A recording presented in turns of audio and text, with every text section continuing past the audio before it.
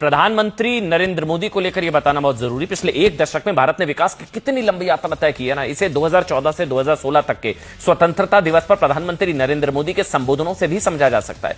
2014 में सवाल बुनियादी जरूरतों का था, गरीबी, शौचालय, बिजली, सड़क, बैंक खाते और किसानों की मुश्किल पीएम की नजर में थी। प्रधानमंत्री के भाषणों में इन समस्याओं को हल करने की तत्काल जरूरत दिखाई देती थी, लेकिन जैसे जैसे साल बीतते गए देश की चुनौतियां बदलती गईं। 2014 में महिलाओं की गरिमा के लिए शौचालय की बात थी, तो 2026 में महिलाओं को लोकसभा और विधानसभाओं में 33% प्रतिनिधित्व देने की बात हो रही है। यह फर्क आया है। किसानों की बात करें तो 2014 में फोकस कर्ज, साहूकार और किसानों की आत्महत्या जैसी समस्याओं पर था। 2018 में लागत का 1.5 गुना एमएसपी देने का फैसला सामने आया। यही बदलाव टेक्नोलॉजी के मोर्चे पर भी दिखाई देता है।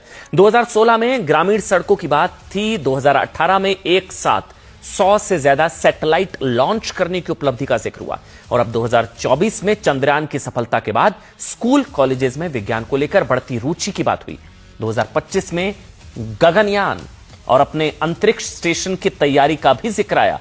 और अब 26 में सोचिए आप, बात AI, artificial intelligence, AI, quantum technology, robotics और डेटा सेंटर जैसे नए क्षेत्रों में भारत को सिर्फ बाजार नहीं बल्कि इनोवेशन हब बनाने का लक्ष्य अब सामने रखना पड़ रहा है। इसी तरह भारत की मैन्युफैक्चरिंग यात्रा भी बदलती दिखाई देती है। 2014 में याद करिए क्या नारा था, मेक इन इंडिया। 25 में भारत में बनी चिप बाजार में लाने की बात हुई और 26 में लक्ष्य सिर्फ उत्पादन का नहीं है बल्कि डिजाइन से लेकर कंपोनेंट मैन्युफैक्चरिंग और पूरे उत्पाद की वैल्यू चेन को भारत में विकसित करने का है। इसके अलावा एनर्जी सेक्टर में तस्वीर बदलती है। 2015 में 18,500 गांव तक बिजली पहुंचाने का टारगेट था। 2026 में ऊर्जा के क्षेत्र के लिए न्यूक्लियर एनर्जी पर जोर दिया जा रहा है। 15 सोचिए, 2015 तब क्या बात होती थी, गांव को, विलेजेस को ब्रॉडबैंड से जोड़ने की बात थी। 24 में 2G के दौर को याद करते हुए 6G मिशन की बात हुई। 26 में इंटरनेट यूजर्स और पेटेंट की संख्या करीब 4 गुना। नक्सलवाद के मोर्चे पर भी भाषणों में एक लंबी यात्रा दिखाई देती है साहब।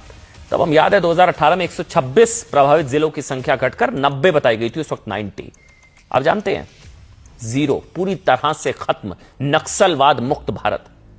2015 में 40% आबादी के बैंक खाते से बाहर होने की बात होती थी। आज क्या हो गया, यूपीआई के जरिए भारत ने अपनी डिजिटल क्षमता दुनिया के सामने रखी। 25 के भाषण में दुनिया के रियल टाइम ट्रांजैक्शन में भारत की 50% हिस्सेदारी का जिक्र किया गया। 50%। 2014 में भारत के सामने सवाल था, बुनियादी जरूरतें कैसे पूरी हों। और 26 में सवाल है, अगली टेक्नोलॉजी, मैन्युफैक्चरिंग और डिजिटल एनर्जी की वैश्विक ताकत कैसे बने। यानी कि चुनौतियां बदली हैं, उनके साथ भारत के लक्ष्य भी बदलते गए। यानी 12 साल में अगर देश ने बड़ी उपलब्धियां हासिल की हैं तो यह नया भारत है, यह बदलता भारत है, यह भरोसे और विश्वास का भारत है, दुनिया की उम्मीदों का भारत है।